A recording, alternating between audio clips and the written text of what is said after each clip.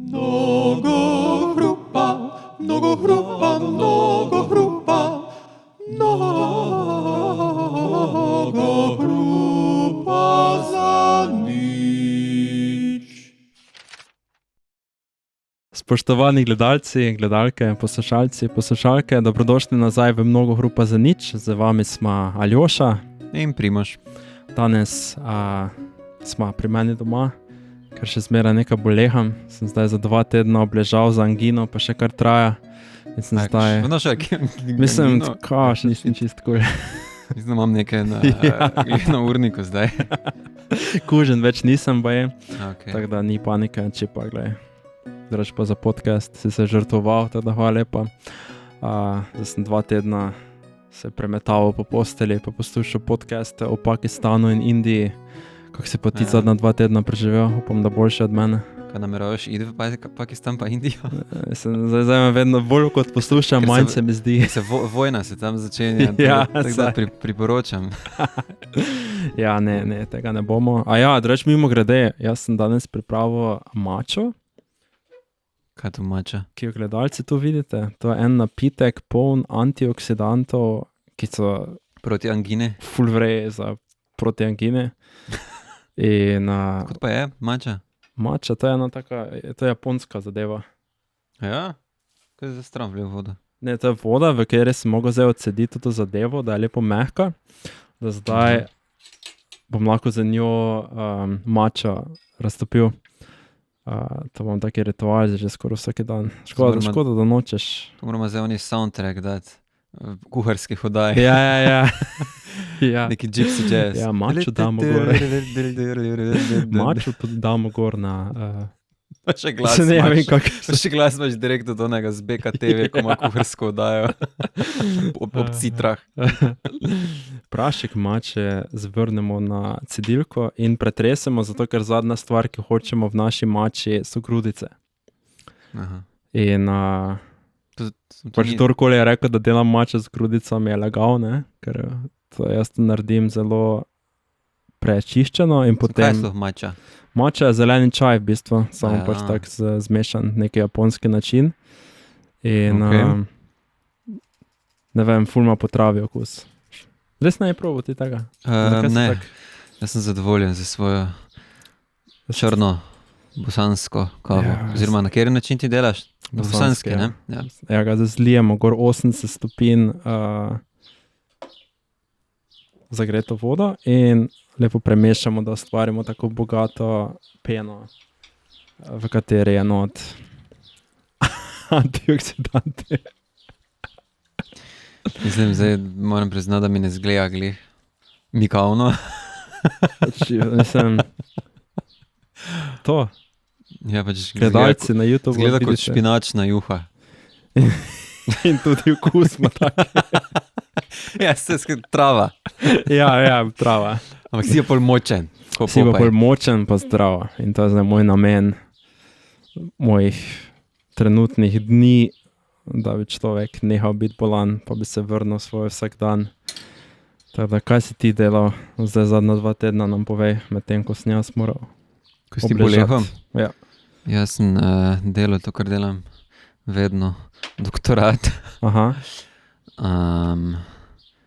Ja, pa bil sem v torek na podelitvi za nagrade čestitka, za najboljši esej. Da je, Primož res dobil nagrado za najboljši esej leta. To ni samo govorica. To ni samo govorica in kaprica, ampak resnica. Ja, lahko preberete v zadnje številki revije Sodobnost v Pijoči v Puščavi. Ja, upam, da sem isto govoril, upam, verjetno ne. Ampak se si lahko sposodite, kakšen izvod pri meni. O čem si govoril vesel, zakaj si ti dali nagrado? V bistvu so temi, ki mogoče se bo rahlo navezovala na to, o čemer bova govorila danes. Ne? Aha. Da smo danes vsi malo v pijoči, v puščavi v tem svetu, ne? In se malo nemočni počutimo, ko gledamo, kaj se dogaja, pa se sprašujemo, kaj narediti. Teda mogoče je to že priložnost, da nakažeš, kaj je tebe zdaj, mislim, na kakšen mesec že pestilo da si zaželel tega podcasta. Ja, ne vem, pač jaz prav...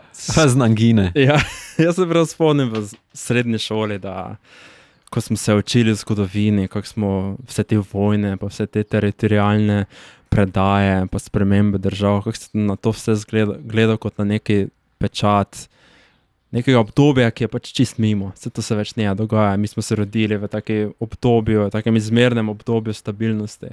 Ja. Meje držav so ostale iste, vojna v Evropi, v srednji šoli bi to bilo nezamisljivo. Zdaj pa se nekako kruši ta stabilnost, ta red. In iščem načine, kako se to predočiti, poosmisliti. Se mi zdi, da danes imamo nekako tak pristop do vojne, da pač to v bistvu neka tragedija, tragedija, nekaj, kar se ne bi smelo dogajati, nekaj iz preteklosti, neka destruktivna sila, ki bi jo mogli preseči. Ampak niso zmeraj vsi gledali na vojno na tak način. Ne? In tudi vsi, recimo, ne vem, še 200 leti nazaj, 300 leti nazaj bi filozofi na vojne gledali bolj kot na nekaj človeškega, nekaj, kar se pač dogaja v nekih obdobjih. In ne vem, če so imeli neke zamisli o tem, da pa zdaj pa družba pa bo zdaj na neki točki, oziroma norma naše družbe je mogla biti, da se pospne nad vojno in nasilje. Ja. Torej, v bistvu je vprašanje, kako naj si usmislimo vojno. Ja. Mogoče, ne? Ja, sploh zdaj, ko gledaš vse te novice, pa kar pač, ja, kako se to človek kako ne živi z tem po eni strani, Ja. po drugi strani, Kaj ne naredi, ne? kaj ne naredi, ja, Kako naj se odzove na to. ja, pa kako se naj razlaga to, recimo, Ja. da nas ne samo potre, pa pusti v nekem čistem Malodušju. malodušju, ja. Ja, pa fatalizmu, ne? Pa, Ja, ker človeka kar prime v tem, pač da bi napisal eno jezno Facebook objavo, ja. razočarano, Ja, da si ne, na svetu vojne in da to res ni kul. Tudi da te prime, ne vem, me prime tudi mene časi, tako dol mi pade za vse, tisto si gledam, kako destruktivne stvari se dogajajo po svetu, pa se pač tako malo mi dol včasih pade. Mi pa tudi delamo podcast, pa si Ja. mačo pripravljamo, pa Ja. kavico srebamo na Ja, tvojem to, ja. lepem vrtu. Ja, recimo ne vem, če bi zdaj gledal od mojih pradetkov podcast, pa je bili Nemci, pa bi tam lepo kavice pili, medtem ko se pozadnji dogaja neki, ne vem, Ja. koncentracijsko taborišče, tako zelo težko bi jih ne obsojal. Ampak se včasih sprašujem, kako bojo mogoče tudi naši vnuki gledali na nas, ko bo rekli, pač v vaših časih se je dogajalo toliko nekega tudi zla, ampak kaj ste pa vi delali? Pa pač tisti naš odgovor od večine ljudi, ja, malo nam je bilo bad, samo v resnici nič nismo naredili. Ja. Ampak vprašanje je, kaj pa bi lahko naredili? Se okrog tega največ vrti, ne? Vse ne samo pri vojni, pri vseh teh večjih vprašanjih, ne? Od, ne vem, ekonomskega sistema do revščine, do politične korupcije, do vseh teh nekih stvari, ki so večje kot posameznik, tako večje, da pravzaprav tudi, če zdaj, ne vem, bi res šel nekaj početi, ne vem, protestirati, gladovno stavkati, da ne bi mogel neke spremembe doseči, ne? Ja. Ampak pri vojni se še toliko teže si odpustimo svojo nedejavnost, svojo pasivnost, ker pač ljudje, otroci umirajo, ne? Ja.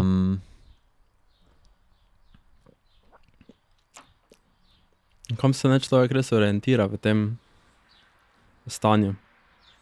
Pač kam se naj obrnemo ali pa kaj? Ali pa v prvem koraku, kako se naj človek predoči vojno? Kako se naj razlaga to? Zato smo se prej pogovarjali. Zakaj se začne vojna, misliš? Ja, pa kako se naj razlaga take stvari v življenju, da se to dogaja? Kaj pomeni to, da si na kak način? V smislu tudi, recimo, kot smo prej se pogovarjala off camera o problemu zla. Ja. Ne? Recimo za nekega, se ne samo za katolika, vernika, ampak tudi pa za vsakdanjega človeka, pač malo izziv, kako se zdaj predočiti te grozote življenja, pa osnovati neko filozofijo življenja, da boš pač videl vse, kaj se dogaja, sprejel po eni strani, da se res grozodejstva po svetu dogaja, da je tudi neodločena možnost, da boš ti in tvoja družba zajeta v te grozodejstva v neki prihodnosti in pač kako razviti zdrav odnos do neke take ideje ali pa neko filozofijo življenja, ki bi vseeno sprejela realne stvari, pa nas ne pehala v neko malodušje, ker vseeno tukaj in zdaj, recimo mi, lahko kot alternativo temu, da se samo sekiramo za to, kaj se dogaja po svetu, smo pa lahko tudi srečni, pa delamo izpopolnjujoče stvari, pa sprejmemo, recimo nič ne moramo narediti, kar je mogoče boljše, kot da smo vsi samo malodušni, pa hkrati nič ne naredimo za dobrobit sveta. Ali pa ne, mogoče pa je dobro, da smo slabe volje pa jim potrti. Moja prva opaska, ki se mi je zdaj utrnila, je, ko si mislim, na začetku tega, kar si govoril, je, da je mogoče danes težje si to razložiti, kot je bilo celo včasih. Na nek način. Mislim, paradoksalno. Ne? Torej, včasih si imel Boga, ki naj bi bil dober Bog. In je potem bilo vprašanje filozofov, teologov, kako zdaj upravičiti, da imaš kljub temu, kljub dobremu Bogu, ki naj bi skrbel za tebe, pa ti želel najboljše, ki naj bi bil najboljše, zakaj je na svetu zlo, zakaj Bog dopušča zlo. To je bilo pogost očitek, da še danes med ateisti, kako bi lahko zdaj Bog obstajal, če pa gled, kaj se dogaja, ne vem, otrokom v Gazi, otrokom v Afriki in tako naprej. Ne. Ampak si imel dejansko nek odgovor na to. Ali je bil nek nasproten duh, ne? To je bilo manihejstvo, ko se sveti Avguštin je bil na začetku manihejec.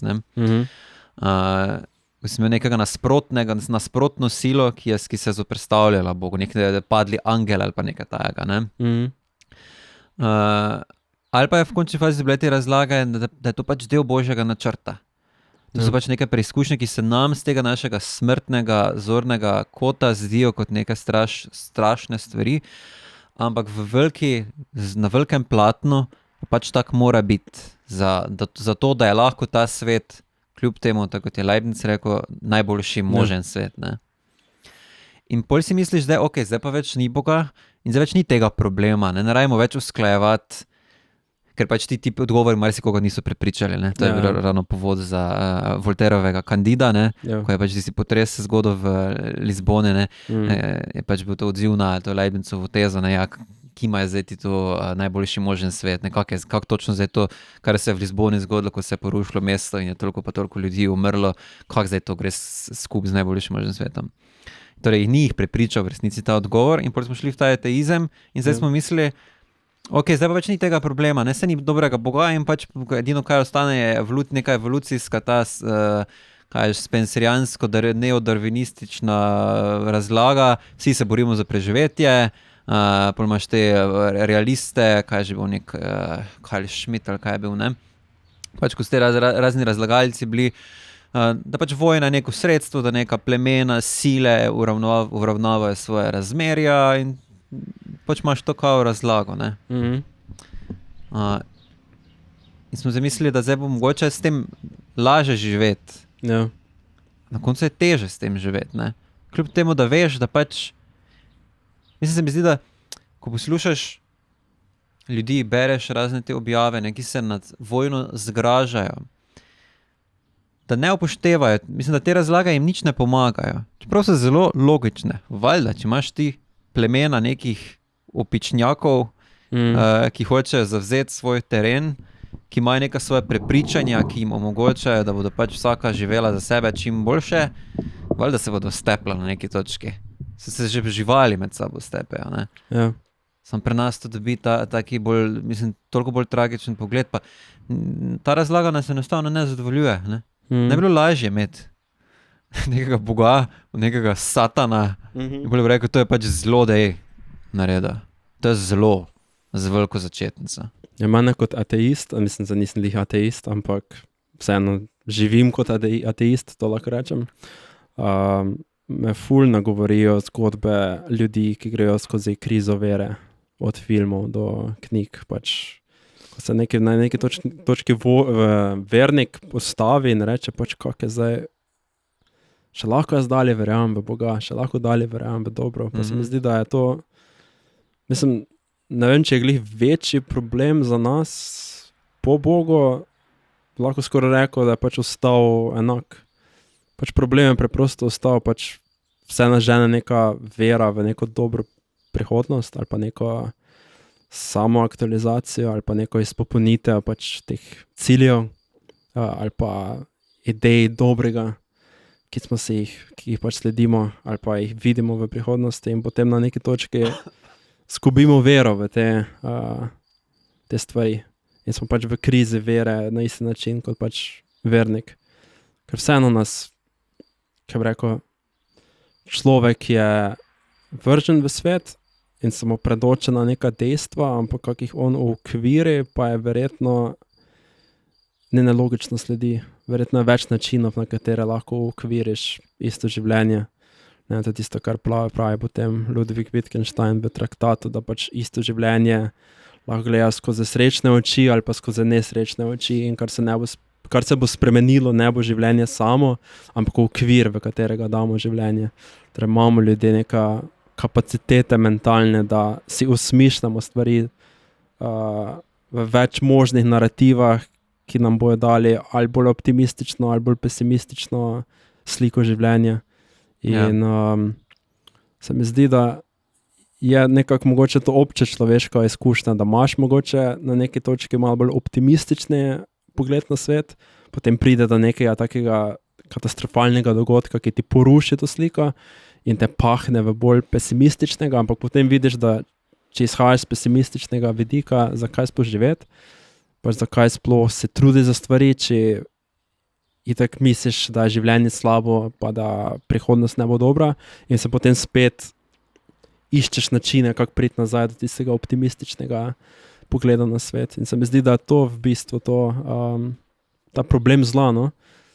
Na vseh ravni, recimo, ne vem, tudi Kierkegaard, Søren Kierkegaard je bil, gledamo ga kot na protoeksistencialista, ki je kot teist dal... Teist pomeni kaj? Torej kot nekdo, ki verjame v Boga, nekdo, ki se je prepoznal kot kristjana, je dal potem zagona vsem tem ateističnim naslednikom ravno za tega nastavka, da je gledal na vero, tako so ga brali, kot pač tisto vero v neko optimistično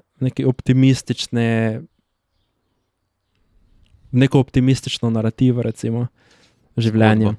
Ja. In potem kriza vere pa nastopi, ko pač ali neke dogodke življenja, ali neka interna logika te pač privede do tega, da zgubiš to vero.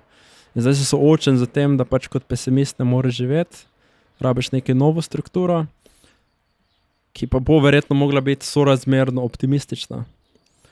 In verjamem, ni to nekako tako obče človeška izkušnja, da pač imamo bolj optimistična, bolj pesimistična obdobja in potem recimo take novice, kot so vojna ali pa koronavirus ali pa neki potres, poplave, nam vse to potem nam v sliko daje nekaj, kar smo mogoče začasno si dali izpred oči in terja od nas novi odgovor, kako gremo naprej skozi življenje z nekim optimističnim nazorom ali pa z neko vero v to, da vseeno življenje nasplošno je dobro.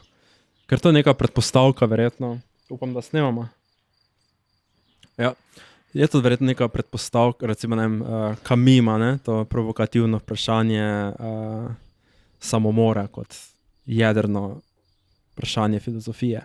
Ja. Se ubiti ali iti naprej živeti. Verjetno je neka predpostavka, da če se ne ubiješ, da očitno gledaš na življenje kot na nekaj, kar je očitno vredno živeti. Zdaj si šel v zelo eksistencialistično smer. Ja. Stran od vojne, po mojem. Ja, vojna pa potem glih neki taki dogodek, ki nas ki nam ta optimistično sliko podkopa in terja nas novega odgovora, kako si osmisli to. Ok, ja. Mislim, da vojna je lahko nek dogodek, ki skrha optimističen pogled na svet. Ja.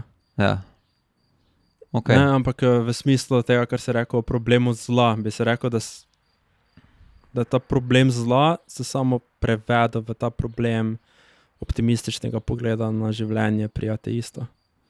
Ja, samo jaz mislim, da je ravno, da to ne gre v resnici skup, da gre za Problem zlate opozarja ravno na to, da to ni stvar tvojega pogleda. Da je to nekaj, kar je zunaj tebe. Neka sila, neka usoda, nek duh, nek bog, nek satan, neki iluminati, neki voditelji sveta, ki neke stvari povzročajo, nad katerimi nimaš nadzora. Se tudi kot ateist nimaš nadzora, mogoče nad vojno, lahko rečeš, recimo to je bil taki stoiški odgovor na vojno.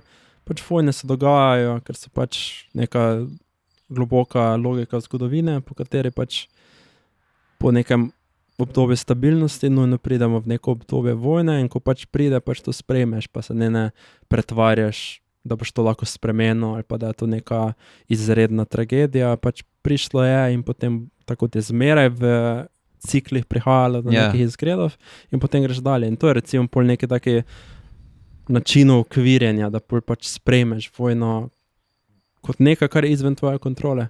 Ja. Isto kot neki vernik potem sprejme kot, to so za neke sile zla, ki so izven moje kontrole in to napolni za nekim mirom, verjetno pa sprejemanje sveta, da ok, Bog ga naredil, v njem je zlo, razumem, zakaj more biti zlo, torej se bomo odprl in sprejel svet, kot je in živel v skladju z njim. Ok. Bolje, mislim, tu je vprašanje, ki se meni poraja zdaj, je takšen odziv na to, da je na svetu zelo dober odziv. To, da Ta specifičen?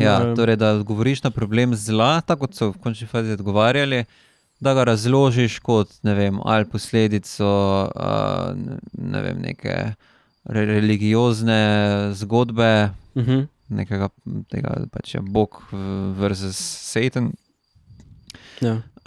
Ali imaš neko evolucionistično teorijo nekih spopadajočih se plemen, ali ta neorealistična, imaš neke sile geopolitične, ki se spopadajo, ne? In zdaj si ti soočen z tem in si to pač s to teoretsko shemo pojasniš, zakaj se to dogaja. In kaj ti pravzaprav to pomaga? Jaz mislim, da nekaj dosti, ne? Lahko ti prenese neki notranji mir. Pa ti ga ne, ravno to je po mojem problem, ne. Smo kaj bolj pomirjeni, zavedajoči se tega, mislim, so bili takrat, ko so imeli božji odgovor, smo kaj bolj zdaj pomirjeni. Verjetno na neki ravni, ja. Recimo, ne vem. Na kateri ravni? Že ena taki, recimo, ne vem, ena taka je, vem, recimo veliko ljudi, recimo taki banalni primer takega okvirjenja bi bil to, kako pogosto se ljudje jezimo na druge ljudi, ko naredijo nekaj narobe ali pa, ne vem, tudi neki tujci nas nekaj izzovejo, se ne prav obnašajo. Imaš način, da to vzameš kot neko transgresijo in te globoko jezi in užalosti, lahko pa odpraviš to kot neki psihološki fenomen, ta človek je pač posledica teh in teh okoliščin in se tako vede, to nima nič veze z mano, zato ker on svoj psihološki sistem, ki se samo projiciral na mene, to nima nič z mano in se odmakneš od tega problema. Samo kaj si s tem naredil? Malo mira, dosegaš, ne več osebno, jemeš take stvari. Z razumom, neki notranji mir. To je pač osebni način, kako se obraniš pred bolečino tega. Ja, in potem... Samo zakaj je to dober način soočenja z zlom? Ok, ne vem, če je dober način za soočenje z zlom, vem pa, da verjetno lahko prinese določeno mero notranjega miru. Ja, samo dobro. Je pa vprašanje, če to hočemo. Če hočemo ta notranji mir. Ker lahko utopimo za neko zlo, kar pa še je huje, verjetno. Mislim, da imaš danes na vse te situacije dva načina odzivanja. Eno je ravno to, da ljudje ne morejo zdržati več teh grozot, toliko bolj jih ne morejo danes zdržati, zato ker so ves čas jih spremljamo prek medijev, ker smo ves čas oblegani, s tem greš po TikToku, pa mimo grede naletiš, ne vem resnice, ker ne TikToka ne uporablja. Ampak tako pravijo mladi, ne? Pozabila sem reči, da se, zdaj če še poslušate, naročite se na najin podcast, Mnogo hrupa na YouTubu, na Spotify, pa na Apple Music, pa na Instagramu, pa Facebooku smo tudi. Naročite se, da boste še lahko naprej poslušali take vznemirljive pogovore in gledali Aljošo, kako si pripravlja ja, Čudovito. mačo. Ja, drugi sem nekaj druge napitek, vsakeč A ja. imam kakega drugega. Ok, pol pa se ne naročiti zaradi mače, ker pol bi to bilo lažno oglaševanje. Kaj je tisto napitek presenečenja? Tako je. Danes mača. Naslednjič voda. Ne, še imam par za Se je adutov. Dostojevskem je to presenečenje. Ker smo vsi alkoholiki tu. Še imam par Kakorkoli. adutov za rokavom. Ja, torej, Imaš vojna. dva načina odzivanja, ali imaš to, da ljudje pobegnejo stran od tega, ali v neko, ta že zdaj je neka tema, ki se ponavlja, ali v neko uživaško življenje, ali enostavno ne moreš več spremljati, ne spremljaš več novic, s čimer se zapreš tudi pred kakšnimi rečmi, ki pa bi jih mogoče moral spremljati. Ja. Ne? Drug odziv, poleg tega, torej poleg eskapizma, pa se mi zdi histerija. Ja. Ja. Torej, če se ves čas soočaš z tem, kar se dogaja, to enostavno en človek, mislim, posameznik ne more zdržati te grozote.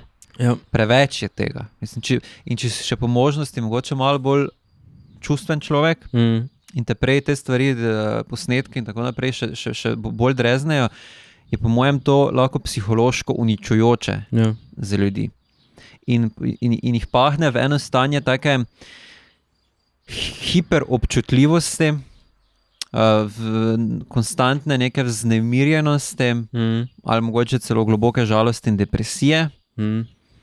Ampak mislim, da je celo bolj nevarna kot ta depresija je ravno histerija, torej da pa se začneš potem, da postaneš zelo reaktiven človek, da potem se začneš na vse zelo hitro odzivati, da te začnejo čustva odnašati.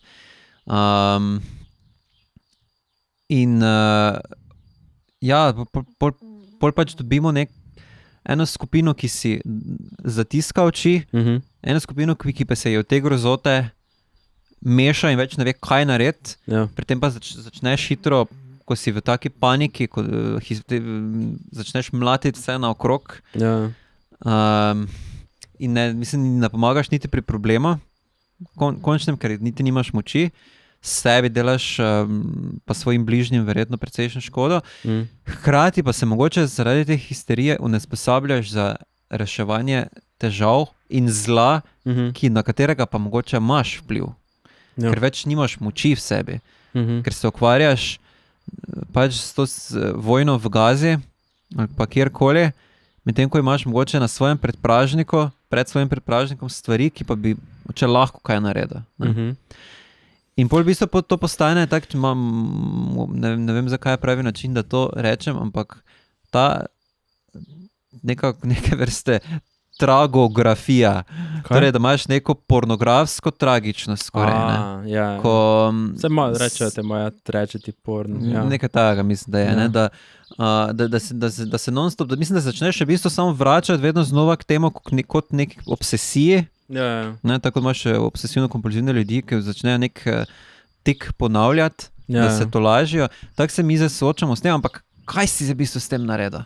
Ja. Imaš to iluzijo, misliš si, da zdaj nekaj več veš o tem, kar se dogaja in da zdaj imaš, ti zdaj veš, kaj je in kaj. Ja. Kaj boš zdaj? Resnici, Napisal boš post na Facebook, Ja. to je največ. Pa mogoče boš šel protestirati, ampak spet, kaj boš pa s protestom dosegel? Recimo smo imeli v Ljubljani neke te koncerte za to, ne dobro, vse z neke dobrodelne in so zbrali denar in so ga potem poslali in to je dejansko pozitiven učinek, ampak Mislim, po drugi strani pokazali so politikom, kakšna so mnenja mladih, s katerim so dali več poguma, da so mogoče spregovorili v ene smeri. kao da politiki? Ne? Je to verjetno je kakšna verižna reakcija, minimalna, da politik, ne vem, zdaj Musterjeva, ki je spregovorila v In kaj je zdaj? Evropskem parlamentu. Ja, pol pa še kup drugih slovenskih intelektualcev rekla, veste, kaj mi tudi mislimo, da Da je vojna slaba stvar, ne? Pa, da se naj neha. Ja.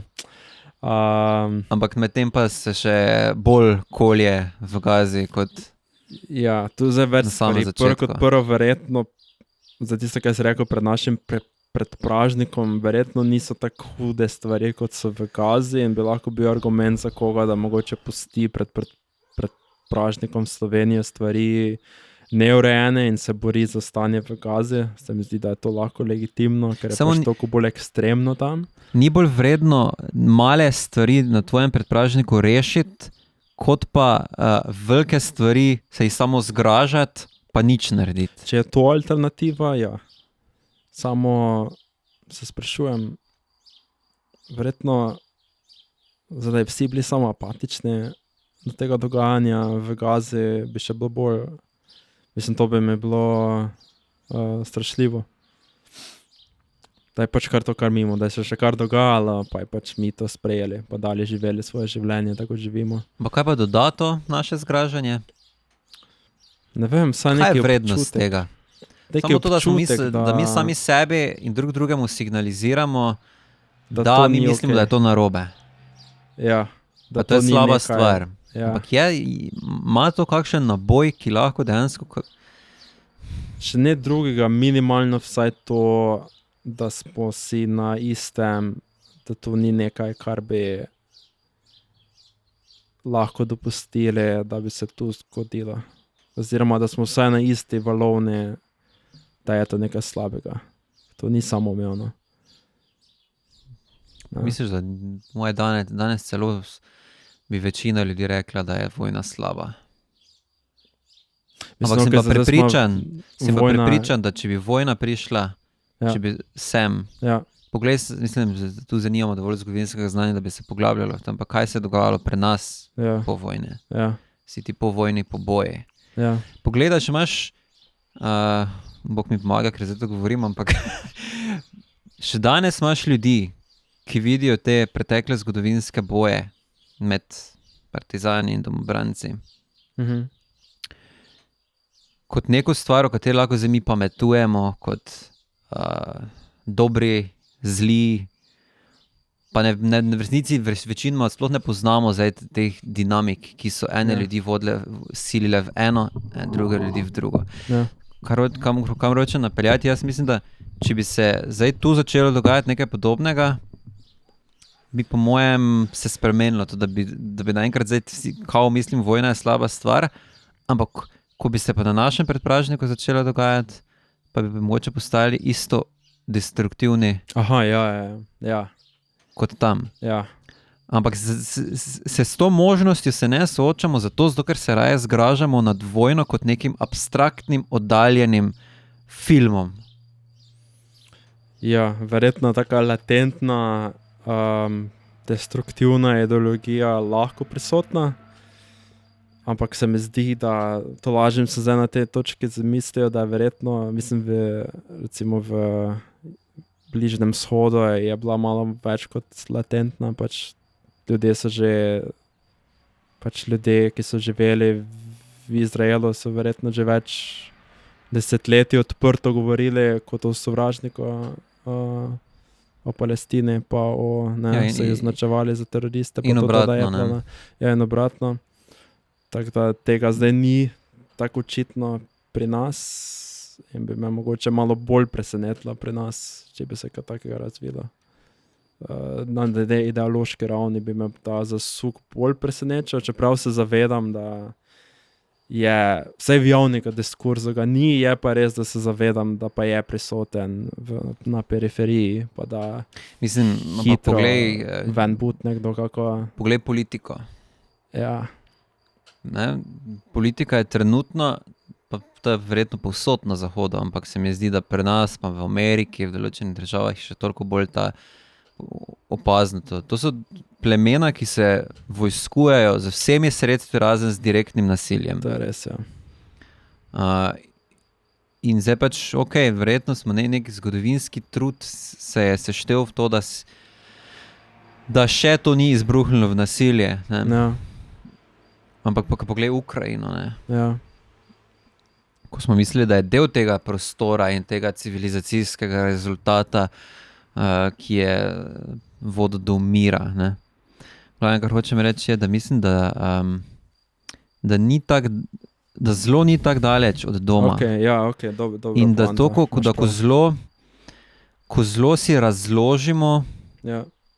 torej, ali ko zelo se razlagamo kot nekaj z nekimi raznimi temi, ne vem, geopolitičnimi ali pa evolucijskimi ali pa kakršnikoli, ali pa z teološkimi razlagami, s tem ga malo odmaknemo in nehamo biti odgovorni in podobno naredimo, ko se nad zlom zgolj zgražamo. V bistvu se ukvarjaš z nečim,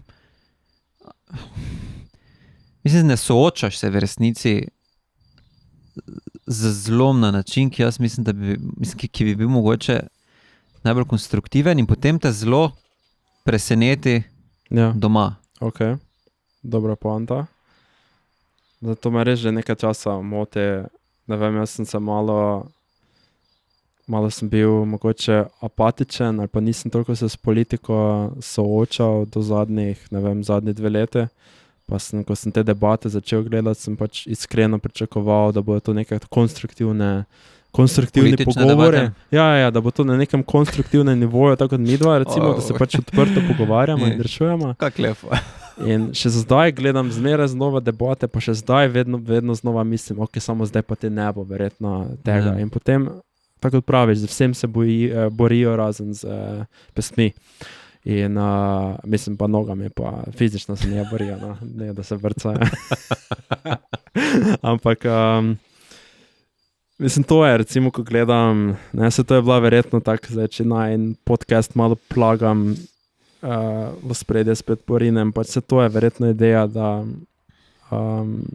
ko se zdaj mi dva odprto pogovarjamo, da nagovarjamo ljudi, da se dajmo tako odprto pogovarjati o temi raziskovalno, prožno, brez nekih naprejšnjih čustvenih premočnih vzgibov ali pa plemenskih pripadnosti in pač probati ideje odprto razgraditi pa premisliti o njih, tako kot da mi dva hočemo premisliti recimo zlo, pa tudi se nekako odrečemo zdaj nekim čustvenim, osebnim izkušnjam, ker se zavemo, da bo zgolj ta neka distanca nam omogočila, da najdemo pristop do zla, ki nam bo omogočil konstruktivno o tem misliti pa identificirati probleme, ki so to res ključne. Ampak tega ni, tega ni v javnem diskurzu, v javnih razpravah, pa tega tudi, mislim, v resnici je zelo redko tudi v filozofskih krogih. Ja, niti ideološkosti, ne? Tam, mislim, ko prideš v neko tako, če bi zdaj recimo s filozofi šla brati članke o problemu zla, ne? Smisel o filozofiji, da se vejo, kaj je Leibniz rekel, vejo, kaj je Augustin rekel, Wittgenstein, Kierkegaard, in da to damo vse skupaj in pol rešimo ta problem. Ali pa vsaj ga osvetlimo na nek način, ki nekaj da. Na koncu se to izide v neko dlakocepsko prerekanje o tem, kaj on definiral to, ampak on je imel pa malo drugačno definicijo in pol so pač neke akademske razprave. Pa verjetno tudi ne je bila odkrito dialoška, mogoče je to tisti problem, ne? Vsak se nekako pozicionira tam nekako svoje teorije. Itak se več ne mogli pogovarjati med sabo, ker en je Kierkegaardovec, en je Ničejanec, en je oni. Ja, pa vsak svoje perspektive. In vsak svoje toče potem, ne? Pa še to na en taki abstraktni način, ki ne rešuje stvari. Ampak dobro, zdaj pač, filozofi, politiki nimajo tega pogovora. Potem v akademski sferi to vrstnega pogovora oziroma soočanja z nekimi pojavi, težavami ni. Mislim, mene to moti pri teh intelektualnih razpravah, da vsaki pride že z naprej napisanim pač govorom in potem pač vsak samo preda svojo idejo in ni dobene sinteze, dobene odprtosti, nihče se ne naupa. Tako si mi dva na nek način zdaj upamo tu stopiti naprej, pa bo zdaj dedo gledal pa rekel, to ti je beda, ker nima pojma, kak je sploh od politikov to. Pričakoval, logika mu počasi dela, kak tega ni videl, ampak se izpostaviš temu, ne. Kar se mi zdi, da se intelektualci res noče izpostaviti tej kritiki, pa se dati na plan, tako rekoč, da bi te kdo iskreno potem skritiziral, pa videl, da imaš neke pomanjkljivosti, pa vse to, ker je intelektualec to, za čemer si kruh služiš, pa mogoče dobro, da te ljudje ne izzovejo tukaj preveč, ne. Kar je ful škoda, da imamo. Sicer ni samo to, ziher je to nek del vloga, mislim, tudi neko ego, vlogo po igra. moje, pa sistem. Po mojem je tudi malo bolj banalen, malo bolj tehničen razlog. Zdaj pač, ko si ti nek akademik ali nek filozof, sociolog, karkoli in se ukvarjaš z neko temo, imaš vseeno kar precej nekega znanja, precej imaš razdelano neko vprašanje in je izziv, kako zdaj to v nekem kontekstu zunaj akademskega sveta predstaviti, ne? Ja. Ker moraš prevesti, moraš poenostaviti znati, moraš se znati vklopiti v neko čisto drugi pogovor, kam je za neki skaterski videz. Jo, voda, furaš. kak je skaterski videz. V glavnem, in je po moje tudi to razlog. Ne? Jo. Kaj, zdaj smo prišli na akademike? Ne, on je poanta tega odprtega dialoga, ne, torej izpostavil si v politiki, da v resnici pogovori so bolj neko So v bistvu vojne, ne? plemenske, Nasilne ne. so. Ja, nasilne so, ne. Kar je res zelo, mislim, jaz sem vsakeč znova tak zelo razočaran, no. Pač niti ne, da bi se jim norčeval, vem, da se norčujejo, se jim jezdijo, se na njih, jaz sem pa samo tak, potreme. Ja. To, kaj vidim. Ne, mislim, jaz dosti krat razmišljam ravno o tem momentu, da kako hitro se ljudje odločijo za nasilje. In zdaj mislim, za nekem zelo širokem smislu. Ja. To meni zgolj to, da vdariš človeka, ampak da, recimo, uveljaviš avtoriteto. Da rečeš, ti pa šeš mogel nekaj žgancov pojesti, predno boš govoril o tem. Ne? Ja, ali pa ono knjigo si preberi. Ali pa ono knjigo si preberi, bo ti rekel en akademik. Kaj pa ti veš za o tem, mi da ne moramo sledi razpravljati. Ne? Ja. Ali pa ti si za stranke X. Ali pa to, ne? Ali pa recimo bo skušal te čist retorično, ne? Ja. Samo zato, ker bo boljši govornik, ker bo bolj bo mu jezik letel, te bo mogoče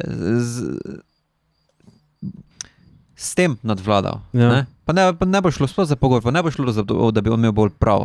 Ja. Ampak pač različni ljudje se različno pogovarjamo in nekdo, ki je bolj vešč v retoriki, te lahko hitro zavrti. Ne? Ja, recimo v podcastih, ne,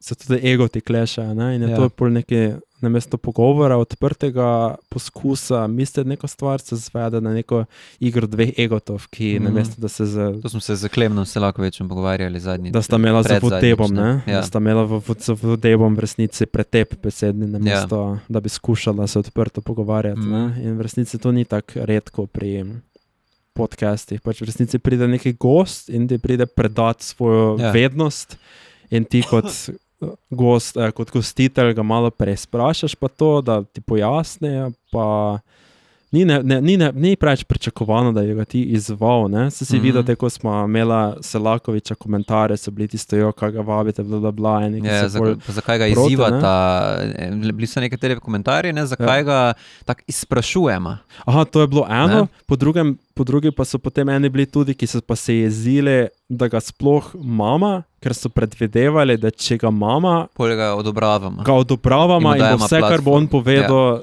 rekla, ja, super, in mu dala samo platformo, da svoje ideje deli. Ne?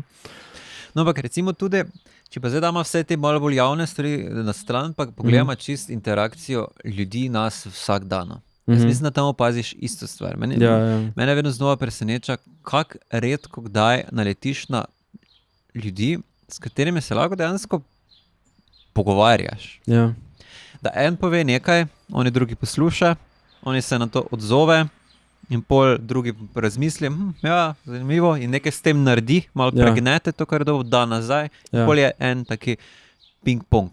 S tem, da ta žogica se spreminja, ni več ista. Ja, to je že en specifičen, sicer verjetno jezikovna igra, ki se spostavi. Recimo večinoma časa nismo v pogovoru ljudmi, ampak smo v neki igri vljudnostnih izmenjajo. Ne? In ne samo vljudnostih, igri nasilja. In tudi tega, igri volj različnih. Ja, v resnici ni vljudnostnih fraz, ampak socialnih. Pač recimo, ko se socialni ping-pong. Na kakem pikniku, kje je kako srečanje, pa se malo začneš z nekom pogovarjati. Bolj vidiš, da v resnici človek samo hoče svoje povedati. Ne? Ja. Karkoli ti nekaj zdaj verjetno nekaj razpravljalo, on sam čaka, da bo nekako ono svojo nekako prikrojil. Ne? Ja. Mislim, not vdaril s tistim. Pa jaz opažam, da nekdo včasih samo navrže neko mnenje in pol, če tako malo potipam, ampak zakaj pa to, so tako ljudje tako, da se zato zgodil neki napad. Ja. Ni mišljeno, da odpiraš.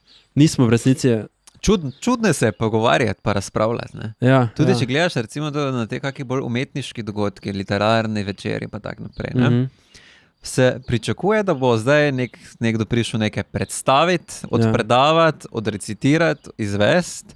To je to. Mislim, če bi ti Linearen odnos. Če bi zdaj začel začel preizpraševati umetnika, to je bil kot napad. to je bil kot napad, ne? Ja.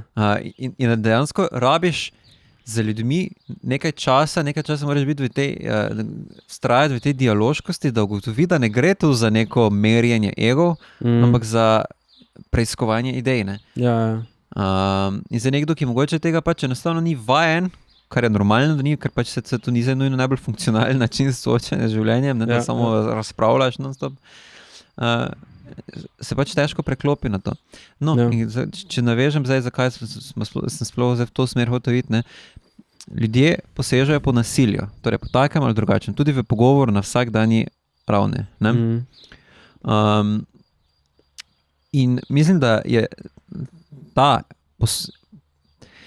ta element čisto navadne medčloveške interakcije mogoče potem preslikati na veliko platno in potem dobiš od dveh posameznikov dobiš dve skupini, dve plemeni, dve državi, dve civilizacije, ki so v takšnih ali drugačnih trkih. Ne?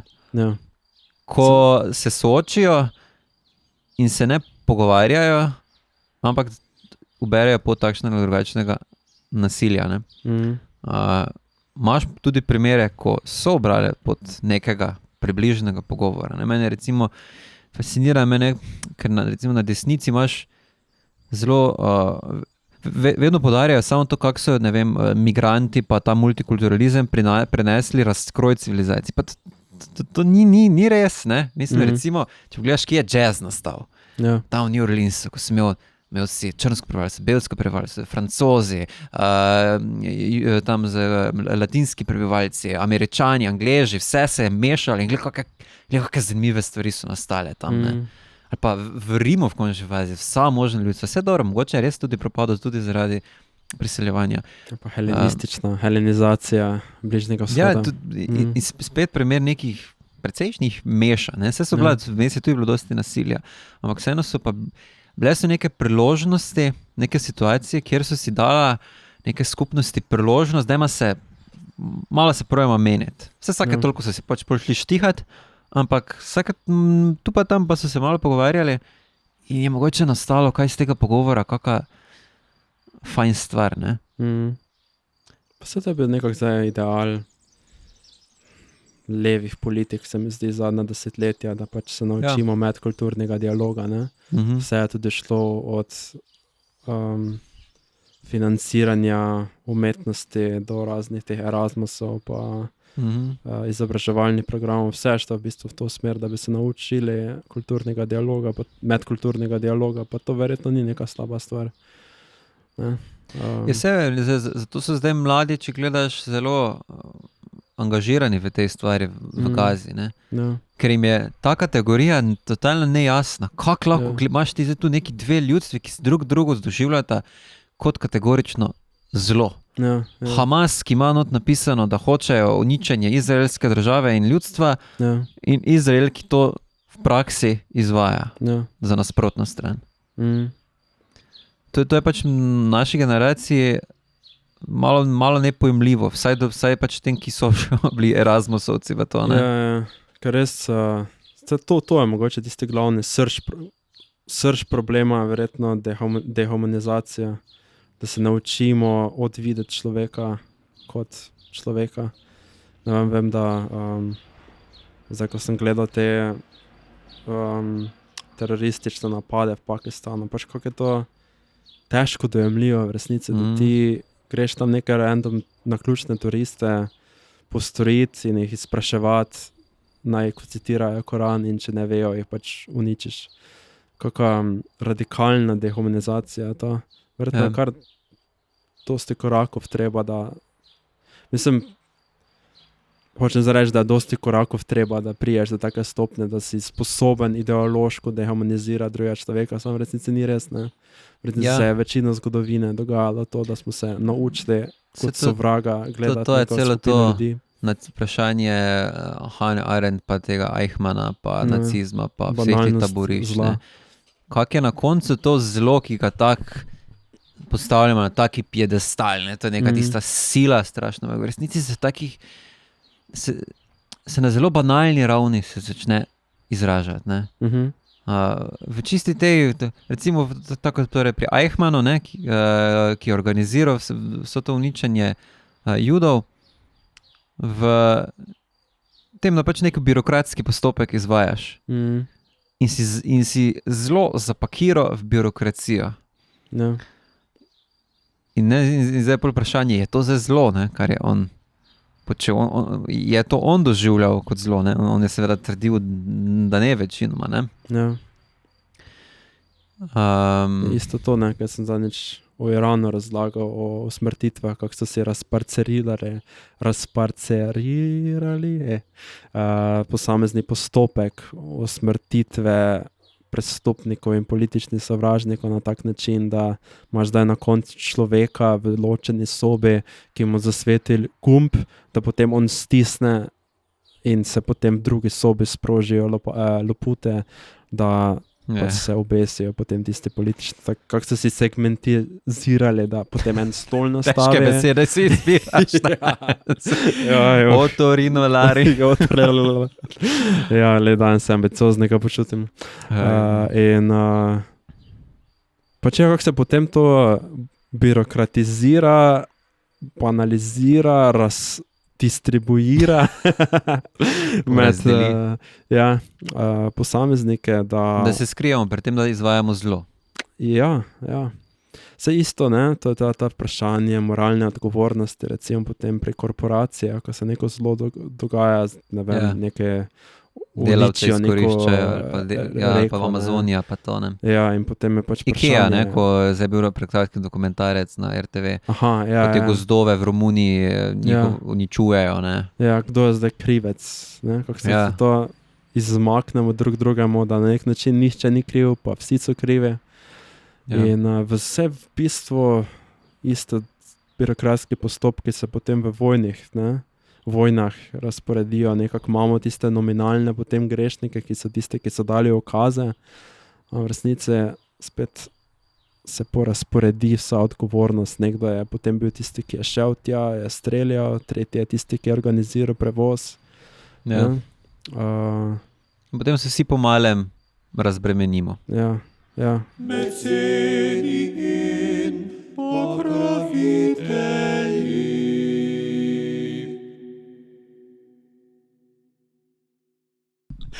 Dobrodošli pri našem najbolj popularnem segmentu, kjer nič hudega sluteče ponudnike storitev in blaga izpostavimo kot najne sponzorje proti njihovi volji. Meceni in pokrovitelji, jaz se skoraj nisem. Naslov, meceni in pokrovitelji. Meni je tako bizarno, da obstaja neki čas, ko se lahko na bencinski postaji, da so oni financirali prevode oziroma... Kaj si dejansko misliš, lahko kupo Heideggerja na Petrolu? Ja, ne vem. Ali so, po moje so oni sam sponzorirali? Ne vem, tu zadaj Petrol piše in jaz se vedno predstavljam, da si tak, ne vem, neki tovornjakar v 80-ih je tak prišel ob 3 jutro na bencinsko postajo, pa tak zbira, tak, ok, imaš Heideggera, Schopenhauer ali pa Playboy, pa je bil tak, kaj bomo danes brali?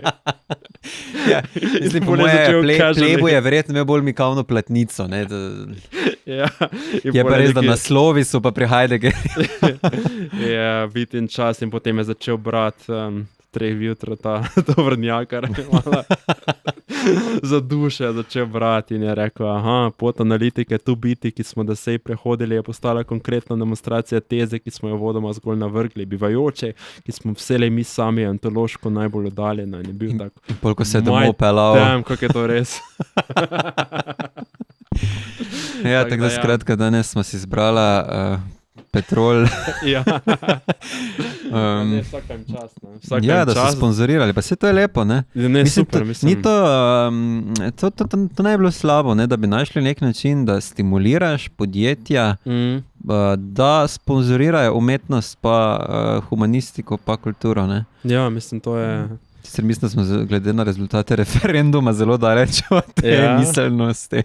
Ampak gledajte, še nedavno je to bilo možno. je bilo to čisto možno. Ja, tako da hvala. Hvala Petrol. Hvala Petrolu, da je sponzoriral vse te knjige, ki jih midva zdaj prebiramo. Ja, drugače ni najn sponzor, da nema pomote, je pa sponzor teh knjig, da zato se zahvaljujem. Se drugače ne, da nama čisto krivična te knjige v resnici izdajala Slovenska matica. Zakaj ti Petrol zadaj piše? Sponzor je bil Petrol. Kaj si dejansko mislil, da je Petrol? Založba Petrol. Ne, ampak zakaj je potem, mislim, kako je prišlo do tega, da je sponzor, imeli so sponzor, pač neki denar so jim dali in pol so mogli dati gor na platnice. Aha, ok, torej. Tako da ne, mislim, da ni sporednega univerzuma, v katerem je na neki točki na vrh Petrola prišel en bivši študent filozofije in je rekel, ok, zdaj pa investiramo, ne v Playboy, ampak v knjige Slovenske matice. Ok, čudovito. Meceni in pokrovitelji. Meceni in pokrovitelji.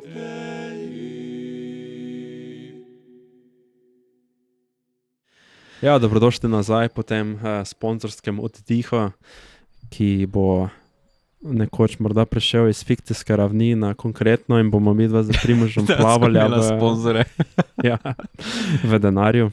Sem pol pa mogla se podrejati finančnim silam, kapitalu.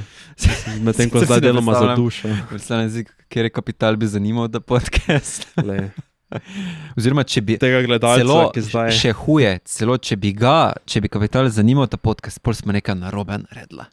Ja, ker smo midva tako pokončna in vztrajno filozofska, da... Ja, midva ne bomo nikoli sofista, ki bomo prejemala denar za znajne filozofske usluge. Ja, ampak drugače pa lahko pišete društvo.sokrata.com. V glavnem, stala smo pri vojni, ne? Ja. Skušamo si usmisliti. Ja, ne, da smo zdaj malo pristopili za tega zornega kota problema zla, ne, ki spet se mi je zdel relevanten za tega vidika, da pač vojna je neki fenomen, ki nas potre, ki nam celi družbi zniža kvaliteto življenja, nas polni za kup nekih tragičnih zgodb in treba neki odnos razviti do te zgodb, ki nas ne bojo pehale v te ekstreme, ki si zdaj navedel, po eni strani, da bi si samo zatiskali oči in se rekli, to se nas ne tiče, nič ne moramo narediti in bi pač bili ti ljudje nevideni in neslišani, in po drugi strani, da bi dopustili tem zgodbam, da nas pahne v histerijo in potem naše delovanje naredi za kontraproduktivno. Ja. Torej, da iščemo neko vmesno pot, kako se soočiti, ne da bi zapadel v eskapizem, pa ne da bi zapadel v histerijo. Ja. Ja, ne, ker recimo, ne vem, zdaj sem jaz res dosti se naposlušal tega Pakistana pa Indije, celo 2 tedna, pač na eni točki me je res, sem čutil, kaj bi rekel, ta duševni davek teh novic, tako prav, mislim, grozljivo. In ne to, da se z atomskimi konicami drug drugima strašijo in kako daleč je že to eskaliralo. Sem pol na eni točki bil tisto, zakaj se to delam. Po eni strani verjetno zato, ker smo ljudje narejeni na tak način, da nas ful te mračne novice, pa to nas pač not potegne, ker nas stimulira na neki taki način, da lahko postanemo odvisni od njih. Zato je verjetno toliko negativnih novic okoli nas, ker pač imajo te medijske hiše interes, da našo pozornost prigrabijo in jih prigrabijo z negativnimi novicami. Ne? Ena sličica je vojna v Gazi, druga sličica je spor med Marijo pa Nikozorja. Ja, to še je ena raven banalizacija. Ampak, ne, recimo, ker v Ameriki tam pa še bolj grozno, ko imaš tiste 24 ur na dan novice. Ko čisti kapital gre rušiti vse meje, samo zato, da dobi našo pozornost, pa če lahko tudi, da ne bomo spali. Ja, jaz sem se začel aktivno izogibati. Ja. Pa načeloma se mi je zdelo vedno, ne vem, že v gimnaziji sem bral tako brati nek ta Economist revija, pa da se pa čim bolj različne novice, da res veš, kaj se dogaja na svetu. Zdi se mi, da je takrat bilo to še, imel sem občutek, da je obvladljivo. Danes več ni obvladljivo količinsko, ne morem več niti zaupati, niti približno tako, kot sem lahko takrat. Moče, ker sem bolj kritičen, ampak mislim, da se tudi kakovost novinarstva je strmo padla. Ja, spet so se to malo bolj so se usmerili, se mi zdi plemensko, z samimi političnimi smermi. Ta tribalizem je tudi v novinarstvu, pa mislim pa, novinarstvo itak je se to že od samega začetka, ampak se mi zdi, da zdaj, ko moraš še tekmovati z družabnimi omrežji, pa vsem tem še toliko bolj postaja senzacionalistično. Ja. In je pol, imam občutek, da ko zvečer gledam ta dnevnik, je, da samo me bombardirajo z nekimi zgodbami. Ja. Kar je ful nevarno po svoje. Z nekimi afekti. To je to vprašanje hrupa, ne? To je ena stara ruska, sovjetska taktika vlada, če si hotel ljudi stran od neke teme, njihovo pozornost usmeriti, jih samo z kontradiktornimi novicami zasiplješ, dokler bo ta kognitivni davek, da se ti o eni temi opredeliš tako visok, da se ljudje več ne bojo hoteli in bojo nehali spremljati določene teme. In se mi zdi, da to stanje hrupa pa zdaj nenamerno proizvajamo in se je zmeraj teže opredeliti do teh dogajanj po svetu. No, toliko hrupa, da ga ne moreš delati. Ne? To je v bistvu leitmotiv celega najnega podcasta. Zakaj to slov delamo, da probamo presejati ta hrup, pa ločiti zrno od pleve. No, v glavnem, jaz nehal pa se ne imam za nekega kao kritičnega intelektualca ali nekaj, ne, pa umetnika pa moram spremljati, pa ne vem kaj, ne. Ampak se mi je zdelo, da je totalno neproduktivno. Vem, kaj se dogaja v svetu, ampak tisto me je samo, ker poleg tega, da me je samo bombardiralo z nekimi temi strašnimi novicami, pa me spravljalo v neko, torej ne mogoče tako face afektirano stanje pri meni, ampak samo neko tako nevoljo, nekaj takega. Nisem imel občutka, kako da dobim s tem kaj koristnega v nekem smislu, da ne vem, da bi vsaj znal si nekako interpretirati, da bi znal nekaj približno kaj narediti glede tega. Pač zdi se mi, da še zdaj, mislim, da je škoda energije je, ne, samo problem je, da ta impuls, ta disonanca, ki jo čutiš in pol se začneš tega izogibati, se ponovadi vodi v eskapizem. Ja. To mislim, da ni dobra rešitev. Ne? Ali v eskapizem, ali pa v apolitičnost. Ja. No, vse to je apolitični za neka oblika eskapizma. Ne? Po mojem bi tu, dosti bi pomagalo, če bi se novinarski standardi to nekako zvišali. Ne? Ja. Zato spet, ne, spet tisto to še ideja za eno epizodo počasnega novinarstva, ne, da zmanjšaš hrup in zvišaš kvaliteto. Ja, in po mojem, ne, zdaj pač lahko zdaj iz tega pripeljam, da se povežemo z vojno pa z zlom, da en način, kako se bolje soočiti z zlom, je, da sploh si omogočimo pogoje, da bomo se lahko z njim soočali. Okay. Da boš sploh vedel, kaj gledaš. Da ne gledaš samo nekega filma, neke tragedije. Ja.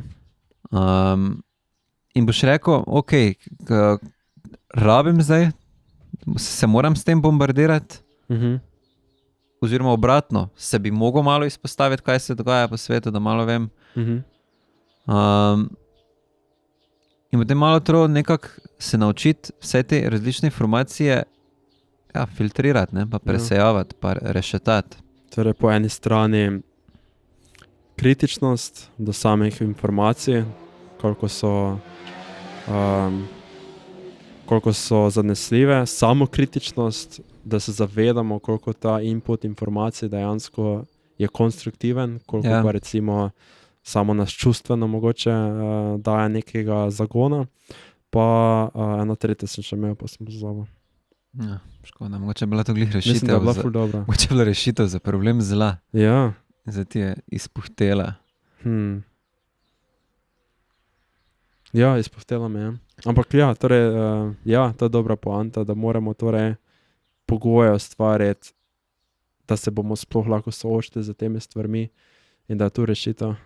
Torej, Mislim, ne, da se Po mojem ni tu glavo spustiti. rešitev z veliko začetnico, Ampak ampak ena je izmed en način, rešitev. kako se Oziroma lažje boljši soočati način. s tem zlom. Ne? Ja, boljši način, kjer se lotiti, kjer skrabiti bika za roge, kot pa da se neposredno vršiti v vihro nekih novic, ki nimaš pregleda nad njimi, koliko so verodostojne, pregleda nad tem, koliko sam, koliko te efektira. Tretja pa je bila humanistika, zdaj sem se spomnil. Torej, da se Pa filozofija, ki je rešitev da za... se izpopolniš, da vse. si daš neko globino, da potem imaš neka mogoče širino, pa ja, globino, da mogoče znaš pogledati preko nekih ustaljenih pa teh klišejskih načinov, za katerim se soočamo z nekimi novimi novicami, pa premisliš mogoče kaj pa je res tisto, kar lahko doprineseš ali pa narediš glede tega. Ja. Torej, da ne samo Facebook post napišeš, to je pa slabo, ampak da najdeš malo bolj konstruktiven način, da ne tu tudi dopustiš, da ti tisto zadovolji, da imaš zdaj 20 lajkov, pa si rečeš, vresen, pa breš dalje, kavice piti. Ja. Zdi se mi, da je učinek tega senzacionalizma, tega tragične pornografije. Ja. Ne. Kakorkoli ugaben izraz je to. Ne. Parodije, pornografije, tragedije. Pornografija je tragedija. Že tragična pornografija bi bila navadna pornografija, ki pa je samo ful tragična. Ti imaš žalosten zaključek. Konča se s porazom junaka. Okay. Ja, to je bilo tragično. Ja. Ni klimaksa. Kaj? Ja, ni klimaks. Okay. Ja. Zelo zrelo. Ja, pa SMS dobi vaša žena je bila.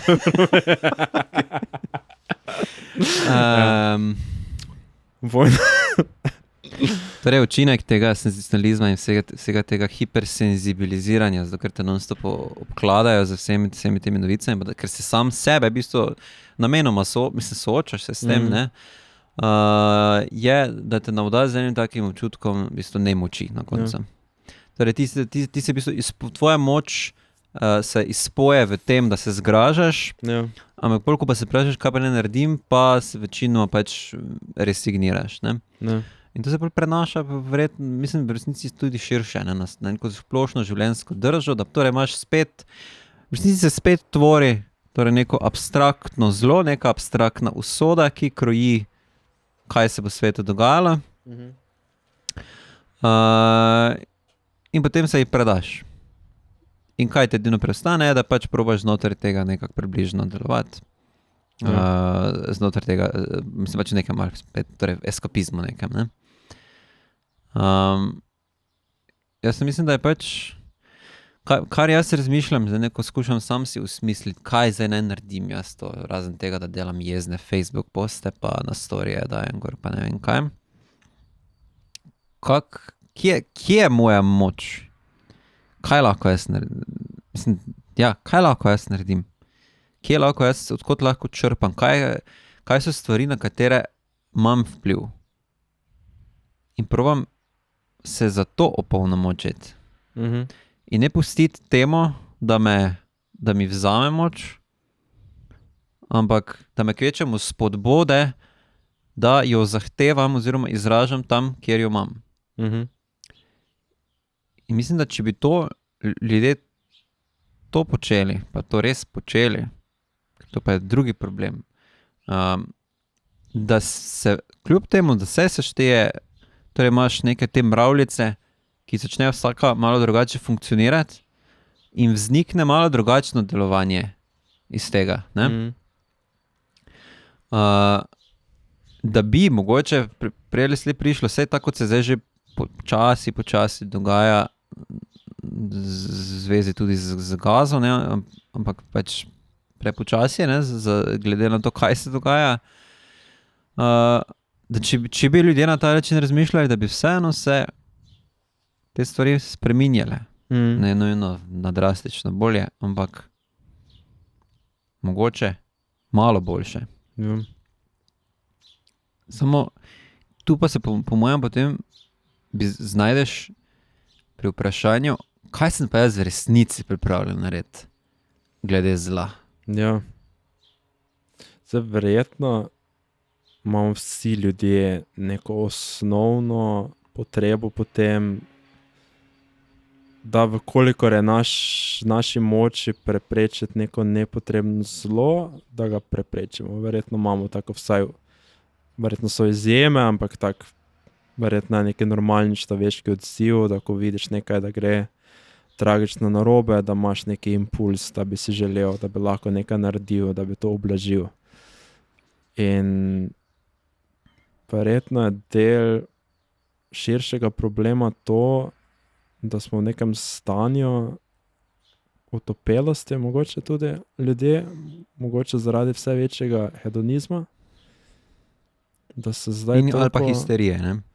Histerije, ne vem, mogoče nam to uživaška način življenja, se mi zdi, da tak je postal normalen,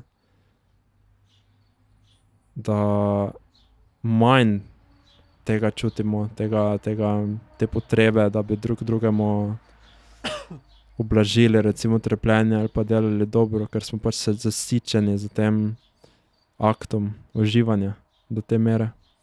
Da smo mogoče tudi iz zahodne družbe, toliko že, vse ne samo zahodne, pač podrejeni temu, da imamo toliko stvari za delati, od hobija do serija, do popivanja. Ja. Da mogoče imamo manj energije za naslavljanje nekega zla, kot so imeli včasih. Eno protislovje bi izpostavil, ne? Ki se mogoče meni zdi preveliko večje, kot je v resnici. Ja. V torek se zgražam nad vojno v Gazi in sem fertik. V soboto grem na žur Ja. in se spozabim in je super vse. In živim normalno.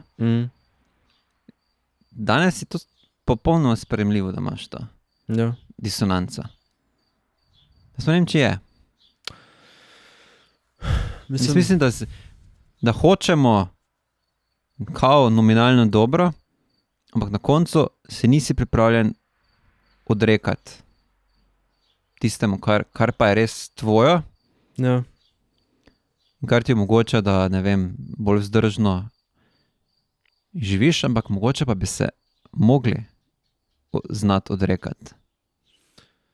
Ja, to je zdaj verjetno to je ena taka, recimo, da se odrežemo od neke stvari, tako se v profesionalnem življenju vse bolj pogosto, recimo zdravniki, psihiatri, veš, ko imaš to neko stresno delovno okolje, kjer moraš z sočutjem pristopiti do nekih ljudi in te afektira, ampak potem, ko priješ domov, pa za mentalno zdravje se moraš naučiti Ločiti tega. tega. Ja, In se ampak mi zdi, da se na tak način, recimo tam se zdi to smiselno in zato ker potrebno, ti ne. omogoča, da on dejansko lahko dobro dela. Ja. Če ne bi več mogel tega delati. Ampak mislim, Aha, da to pri- nasploh. Pri tem nasploh Zame ima novice pa ni- Evrovizija. Ja, Torej, zdaj je to spet veliko vprašanje, se nekaj tožijo celo, ne, ker je Izrael sodeloval, da so neke celo kampanje imeli, ki so organizirali ljudi, da bi glasovali za Izrael, da bi v Izrael druge. Kako so glasni že lani bili vsi ti umetniki. ja, Ampak vseeno so šli. In so zdaj tam kaj prida izkoristili to priložnost, kaj te vem, na koncu so šov uživali, the show must go on. ja, Eni se sploh niso predelovali glede tega. Meni se to zdi nemogoče za umetnika, ja, da se vsaj ne zavedaš tega, kakšna neskladnost je to. Da si ti zdaj recimo na en dan na Instagramu, kako je to grozno, pol pa greš na Eurovizijo in je tam vse ok. ja, In uživaš in smo vsi LGBT in je vse cool, vsi smo pluralni, ampak hkrati pa si na to vrstnem dogodku, ki v bistvu legitimizira to vojno ja, posredno s tem. ja, Ampak zdaj, če bi to zdaj, mislim, da to se marsikdo misli tak. recimo pri nas je Jadranka Juras, ne, je v Studio City je rekla, to, kar mislim, se mi zdelo zelo drzno, je rekla, da naj Klemen Slakonja dobro premisli in naj ne gre na Eurovizijo zaradi tega. Ja. In to je izjema. Samo Ja. to je po mojem moglo biti pravilo. Ta neka integriteta moralna, Ja, ki je mogoče v malih družbah bila bolj socialno pomembna, kot je danes Ja. v teh velikih družbah, ko se pač tako znano zamaskiraš, pa lahko na socialnih medijih vodiš svoj PR ozaveščenega intelektualca v zasebnem življenju, pa te dol visi. Ker Ja. več nimaš teh ljudi, ki te... Nimaš več te družbe male, ki bi te izvala, I guess. ja, No, mislim, niti ni več, to več ni moralni standard. ja. Tega se niti več v resnici ne pričakuje, zato ker je tvoja funkcija, da si zabavljač. Ja. Zakaj bi zdaj ti mogel nekaj imeti? Samo, ne mislim, to je res veliki, veliko neskladje je, ne, da si ti tak močno neka čustva za to gazo, ampak na koncu se ne moreš odreči temu, da greš na neki fucking show Ja. glasbeni. Ne? Pa zdaj ne pravim, da bi se jaz odrekel Euroviziji, Ja, Če bi samo imel da ni tako- pričakovano. če bi imel tako priložnost. Ja. Samo mislim, da če karkoli bi naredil, bi to mogel uskladiti s svojimi ostalimi prepričanji. Ja. In če bi šel, potem nimam kaj, nimam kaj. Se mi bi bilo protislovno in neiskreno, da zdaj nekaj o tam ogazi, pa kako je to slabo, pa vojne, pa Izrael, pa to. Ampak na koncu, pa, ko pa gre za mene, pa za moj karierni uspeh, pa to naenkrat pozabim. Ne? In to se mi zdi mogoče taki lep primer, ki pa je samo eden od zelo dosti primerov, ko se ljudje, kljub temu, da imamo zelo neke močne drže do nekih moralnih vprašanj, takrat, ko se moramo mi čemu odreči, pa mi kaj narediti, naenkrat skrijemo, zmrznemo. Ne? No, to je bil Sartre lepo gesto, ne? Ko je zavrnil Nobelovo samo za tistega čistega načelnega razloga, da kot umetnik noče biti podrejen dobenim političnim ciljem, in čeprav je pač Nobelova nekaj, kar zdaj ni bilo nekaj tak sporno, je vseeno to načelno svobodo hotel obdržati, pa se ne zavezati nobenem. A pa Svetlana Makarovič, ne, se je odrekla Prešernovi nagradi, zato ker je dobil pater Rupnik, ki je zdaj bil obtožen spolnega nadlegovanja. Ne. Mislim, da ja. In to se mi zdi prav. Mislim, da razmišljajoč, kritičen človek z neko integriteto vsaj o tem razmišljati mora o tem, ne? Ampak ni pa to fajn. Ja, mislim, imaš tudi...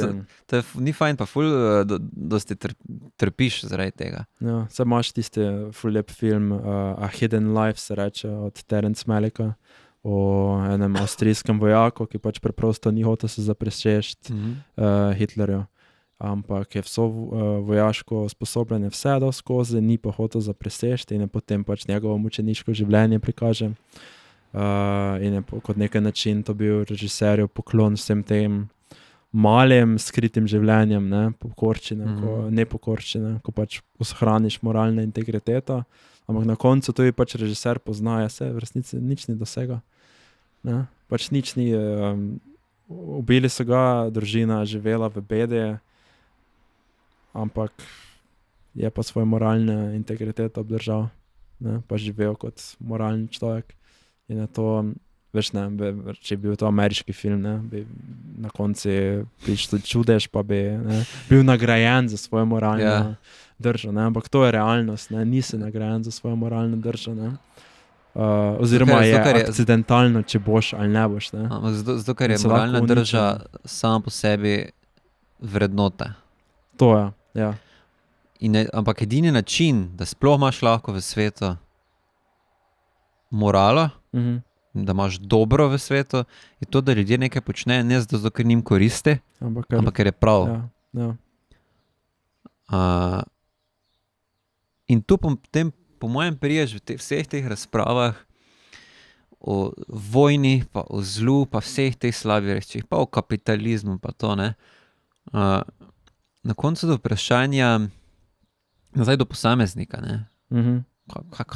Kaj boš zdaj ti dejansko? Ja. naredil. In mislim, da ko priješ do te točke, pa vidiš, da v resnici večina nas ni pripravljena narediti, kaj pride. Ja.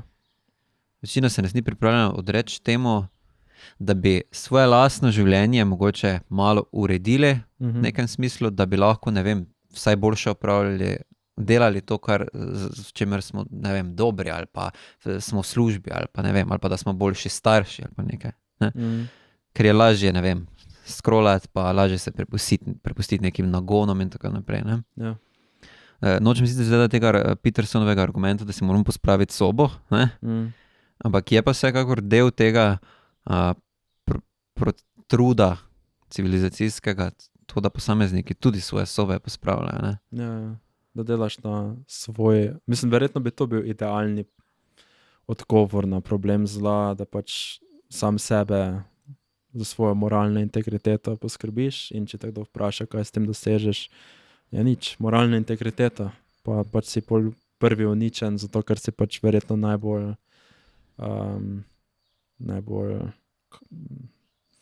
neškodljiv, ampak najbolj na poti takih sistemov, ki pa hočejo delati zlo.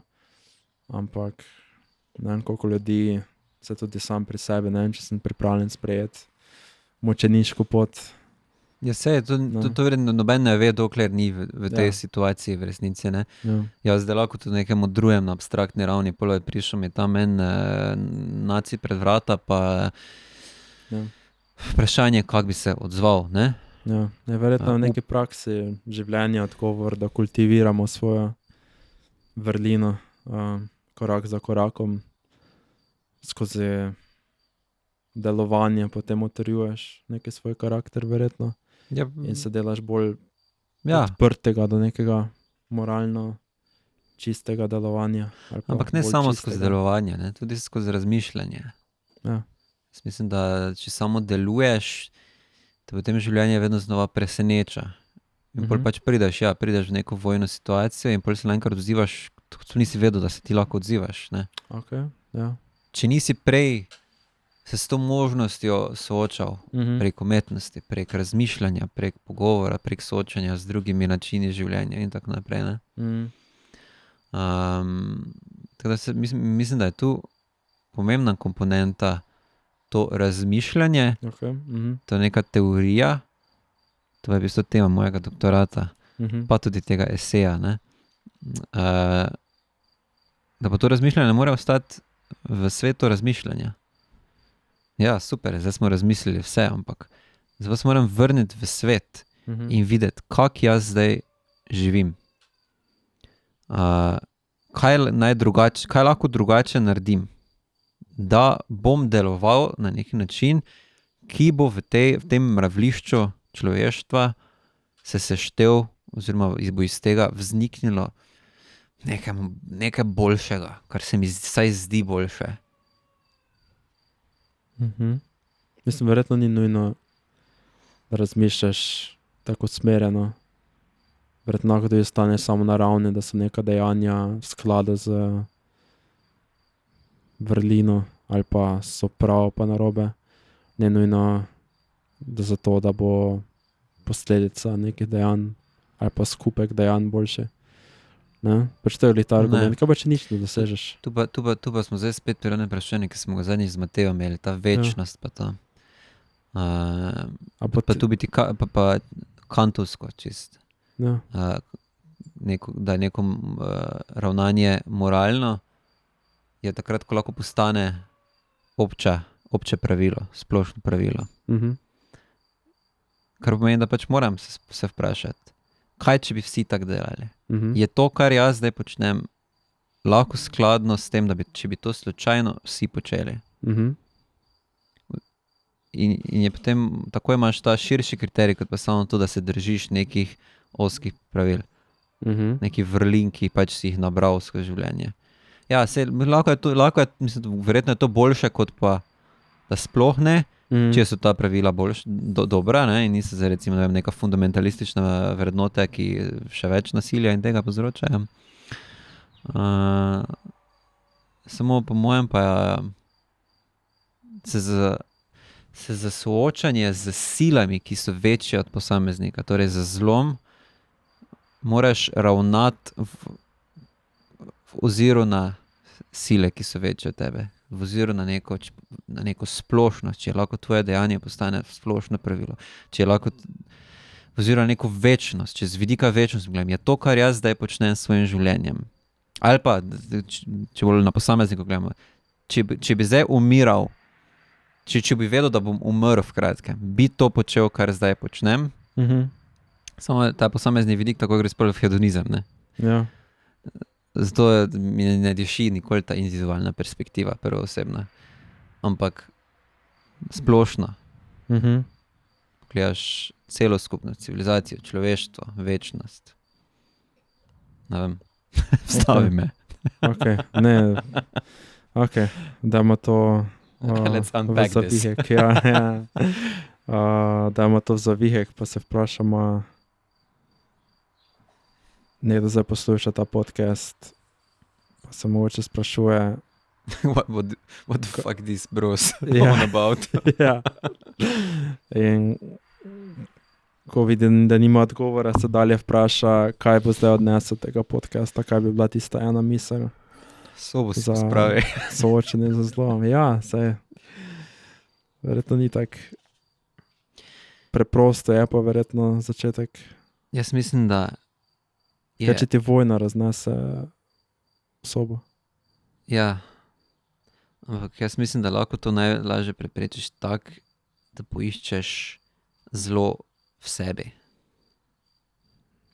Okay. In kaj ti prispevaš k temu zlo, da se veča oziroma da se ne zmanjšuje. In po mojem, če to postane obče pravilo vseh ljudi. Ne, recimo, čist banalna situacija. Se dva človeka pogovarjata in sta vajena nekega določenega načina pogovora, da ne vem, en samo tolče svoje, drugi pa posluša. In zdaj se v nekem trenutku tisti, ki vedno samo govori, pa vedno samo svoje tolče, se vpraša, čakaj, kaj če zdaj jaz bi nehal to delati? Kaj če jaz prisluhnem drugemu človeku, kaj me zapovedati? Mislim, da je to taka banalna interakcija, ki pa naenkrat drugačno verigo veden sproži v svetu. Okay. In če imaš dve skupini ljudi, pa imaš, ne vem, recimo, če neke voditelje vzameva, reče, kaj če ne bi? Kaj če bi zdaj Netanjahu enostavno v nekem trenutku, kaj če ne bi jaz zdaj tega počel? Ja. Zveni se, zgleda nemogoče, ne? Ampak zgolj zato, ker ne išče v sebi, ne sprašuje se o ničem. On prepusti se toku svojih želja, svojih hotenj, pohlepa po neki moči in vsega tega. In potem samo deluje in se samo te verige dejanj samo verižijo in potem so protireakcije in se nikoli ne vstavi ta tok.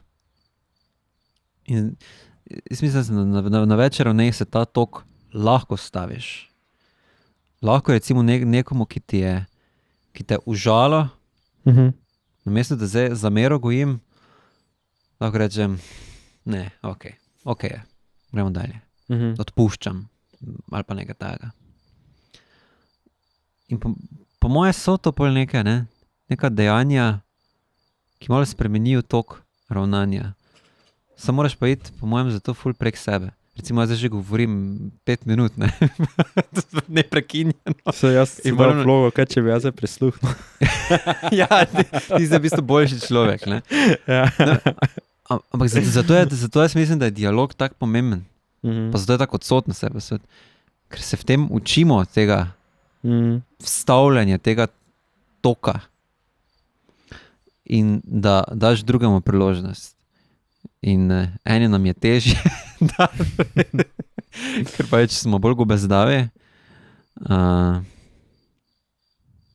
Je pa možno.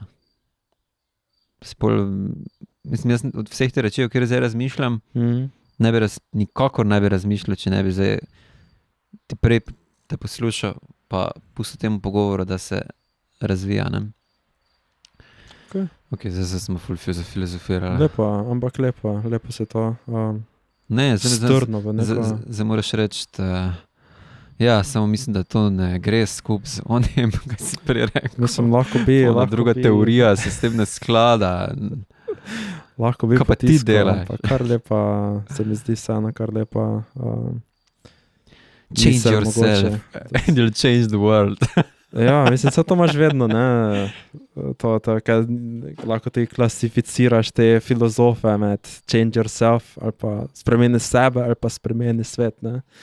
Imaš vedno to stojke, ki pravijo sebe, svoj odziv spremeni, isto budiste, isto Wittgenstein konec koncev, ne, tako lepo reče, da ne spremenimo sveta, spremenimo perspektivo, s katerega gledamo svet.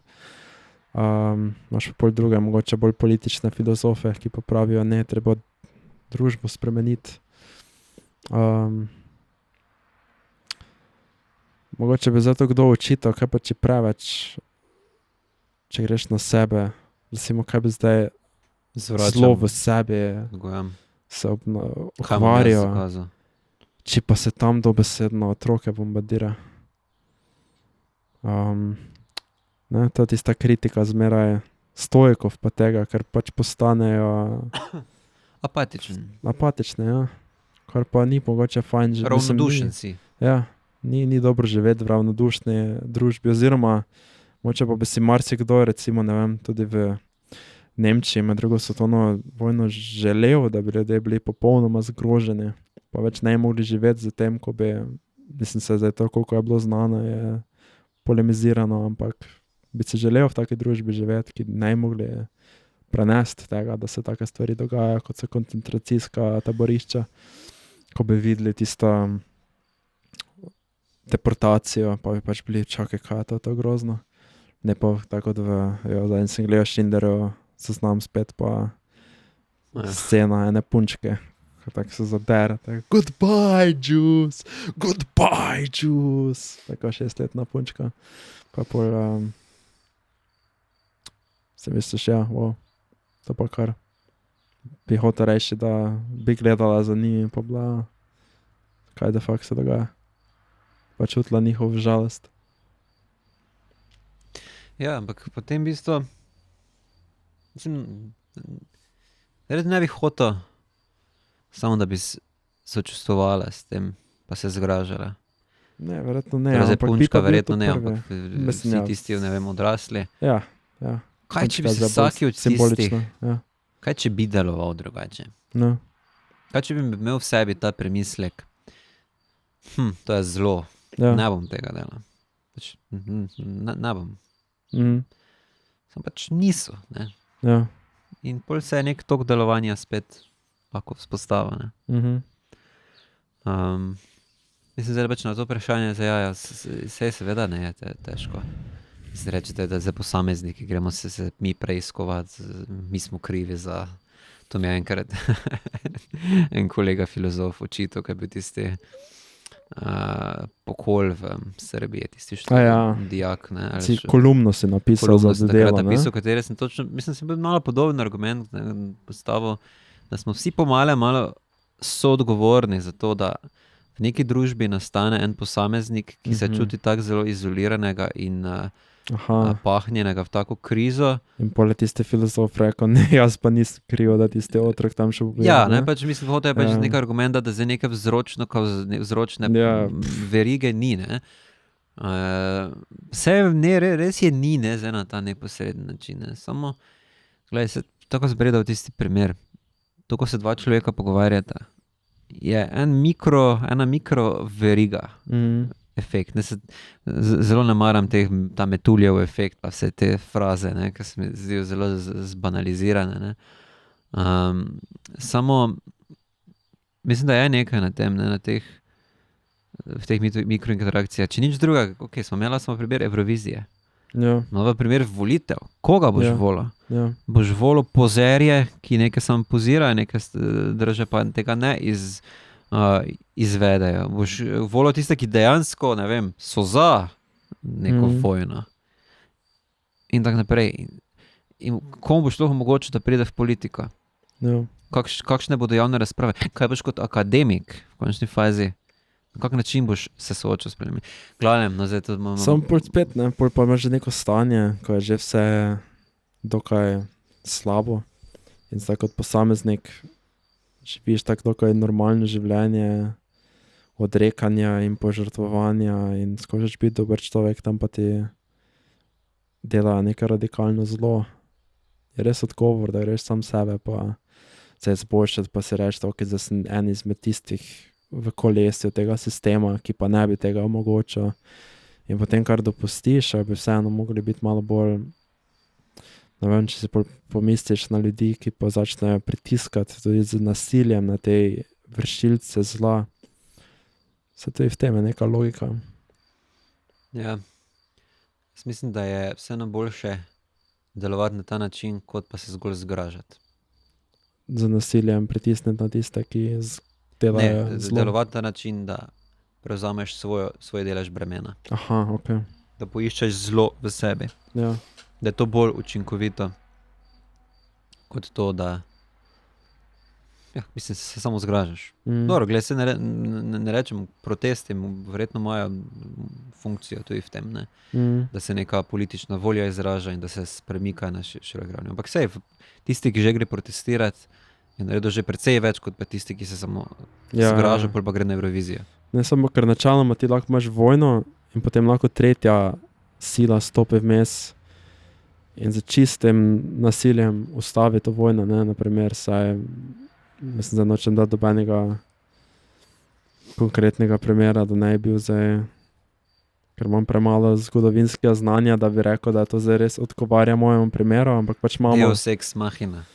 Ja, pač prija neka tretja država in pač napade eno državo, zato ker pač se v njej dogaja zlo, ali pa ker je napadla eno drugo državo. Tako je Amerika posredovala po celem bližnjem vzhodu, pa Južni Ameriki, ker je demokratizirala. Je pa Srbijo konec koncev, ne, zbombardirala, da je preprečila potem nadaljevanje te vojne. Ja. Samo to se zdaj, ampak če dama te primere, se pol izgubljamo pri vprašanju, ali je to bilo dejansko pravičeno. Verjetno so neki primere, ko se lahko praviči, kaj takega. Pojavijo se vprašanja čisto vsebinska, ne. No. Kaj so res naredili, kaj je bil res njihov namen. Konec koncev je to bila logika, ki je vodila do atomske bombe, ne? Ja, pa mislim pa deloma to, ja, da so pač preprečili večje zlo, ampak se mi zdi, da ta ameriški intervencionizem, ko so pač sesilvali države, je v bistvu boljši primer, ne? Ja. Ker so se res predstavljali, kot da za njih dobro prinašajo krog sveta, ne? In vprašanje je, če res, čisto vsebinsko vprašanje, in zdaj to razrešiti. Pač mislim, spremljam kar nekaj, ne vem, kolumnisti, komentatorjev, ki pač se zelo dosti ukvarjajo s tem, pa pol berejo vse te članke, knjige, kdo je zdaj res bil, kaj je Amerika res hotla, kaj pa je Rusija hotla, kaj pa oni. In pol nekaj to teoretiziraš, pa nimaš vseh podatkov, pa nikoli ne veš, pa za vsem jih ne moreš imeti, ne. In bolj se lahko zapleteš v to. Ja. Pol druga stvar pa je, da recimo, če že prevzamemo, da je to neka država zdaj s tem namenom res zato je bilo neki načelni naravni. Jaz mislim, da je večja verjetnost, da samo še nadaljuješ verigo, ne. Ker enostavno mi nismo bogovi in ne moremo ustavljati delovanja na ta način, ne. Tako da delujemo dalje. In na vojno odgovarjamo z vojno, na nasilje z nasiljem. Nekje se morajo najti posamezniki skupnosti, ki so pripravljeni po mojem sprejeti žrtev, zato da delovanje ustavijo. In tako kot boli, ko moraš nekomu odpustiti, ne vem, da ti je storil krivico ali nekaj takega, ne? Malo boli, ne? Tako malo imaš tako, da nekaj daješ stran od sebe. Tako je pač po moje na vseh teh ravneh, ne? Zdaj sem spet pač svojo tezo reartikuliral. Ja, mislim, da na koncu moraš biti pripravljen to bolečino sprejeti, ker pol pa je lažje, ne? Posamezniku, v družbi pa je mogoče skaj ustavi. Zdaj mi samo filme grejo po glavi, zdaj se me spomnil na Botra, da se gleda. Ja. Tak je lepi moment, ne, ko na koncu sem že pozabil, kako mu je ime, glavnemu. Kjeremo? Tak glavnemu, Botra. Don Corleone. Ja, Don Corleone. Ko pol na Pito eni Corleone. Ja, ko pol na eni točki je neka povračilni Ja. ukrepi druge Ja, družine ja, ja. in pol reče, ok, zdaj pa se bo to končalo. Ne? Zasrkali smo, ampak konec bo. Ne? In je on tisti, ki naredi to bolečo žrtev, da ustavi to prerekanje, vojno. To začasno. Verigo. Pa Verižna je reakcija. ja, močen moment. Prav Ja, to spomnim je dober se. primer. In isto zdaj imaš ena nanizanka je The Last of Us, ki tudi pač par likov je, ki se jim zgodijo neka krivica, potem pa se grejo za to maščevati, in potem se samo poglablja to maščevanje, vedno huje je, ne. Ja, Dokler na neki točki, zdaj ne vem, kako se konča, ja. ampak predvidevam, da se mora da se taka zgodba lahko konča, katarzično konča zgolj s tem, da se nekdo odpove maščevanju Ja. in potem s tem zbere dobro, za katerega ne bo nagrajen, ne. Ja. Samo ustavo bo zlo. Se to je tudi poanta konc koncev Igre prestolov, ne? Je na koncu ideja George R. Martina je bila napisati protivojno fantazijsko serijo Ja. in ideja je, da na koncu zmaga tisti, ki je združeval ljudi, namesto razdruževal, ne? Ki je pozabil stvari, teda na koncu je zato kao tisti Jon Snow Ja, samo da zavladal. zdaj tako te Mislim, zgodbe serija je itak. so čisto zdaj pomešane, ker še ono knjig še ni končal, ne. Ja, ampak tisto, kar je Serije potem pa je tudi ful zmedeno na govorijo, koncu. je o poanti. Plevni Bren na koncu, ne. Ja, govorijo Ja, o John pa ne poanti, vem, on pa zakaj gre je gor na hotel sever, narediti. kaj. Ja. Ampak poanta, kot si jo zamislil, kot je govora, Ja. je, da pač imaš ti prikaz to raznih politikov, ki razdružujejo in hočejo premagati zamere, mislim, povrniti za zamere, pa premagati sovražnika, pa imaš enega akterja v vsej tej sliki, ki pa konstantno združuje ljudi in konstantno naleti na probleme, zato ker hoče združevati ljudi, ki imajo med sabo zamere. In je pač on tisti šele, ki lahko mir naredi, čeprav ves proces pa je zelo težaven in mukotrpen in polno nasprotnikov si Ja. naredi, ne, ker so v teh zamerah ujeti. Tako da je to ena poanta, ki zdaj izpostavljaš, ki zdaj razmišljam, da je kar prisotna v teh recimo protivojnih medijih. No. Tudi to se mi zdi edino, malo je, mi ne diši ta ideja združevanja. Da, to imaš kar nekaj politikov, to govori. Ja. Sleve tisti, ki najmanj združujejo. Ne, To verjetno. in mislim, da ne gre za združevanje, niti za, da bi zdaj mi vsi začeli se truditi in pol bomo kar v eni skupni državi in bomo vsi harmonično živeli eno ob drugem. Ne.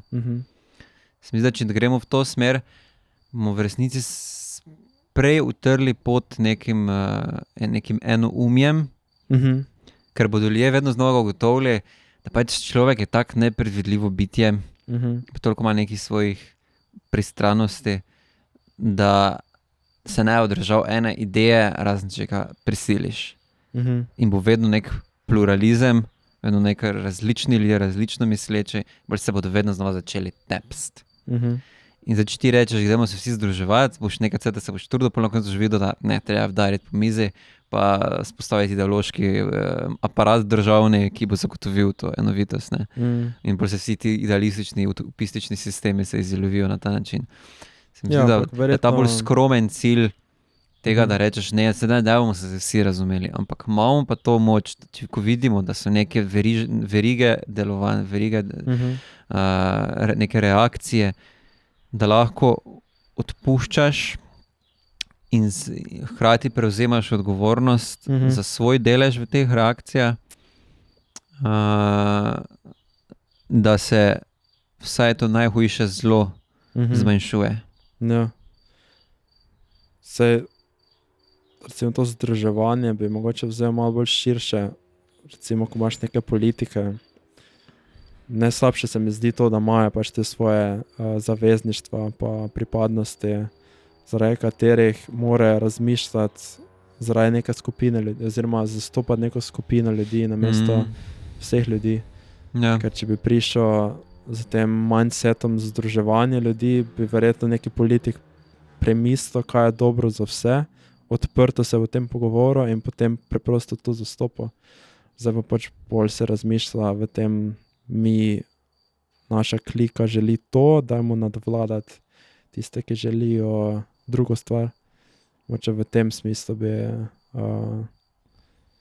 da se združimo v tem smislu, da skupaj premislimo stvari, da se prepoznamo mogoče kot ljudi na eni barki, čeprav ima vsake svoje tendence, pa vsake svoje želje, pa je čist neka pluralnost, pa polifonija tudi lahko v redu. Ampak da se neha grupirati, da se čim manj grupira ljudi. Moče tudi je taka težka stvar včasih ne poimenovati stvari, ne jih grupirati, ne jih dati pod neko določeno oznako ali skupine ljudi ali posameznika. Ne, to je že imel najmanj je ta Hegelova zgodba, tako lepa, ko ima tistega morilca, ki ga vedajo k usmrtitvi in potem vsi ga obmetavajo z sadjem, pravijo morilec, ti si ne človek. Potem pa imaš vmes ene ženske, ki pa reče, wow, kako je ta moški lep.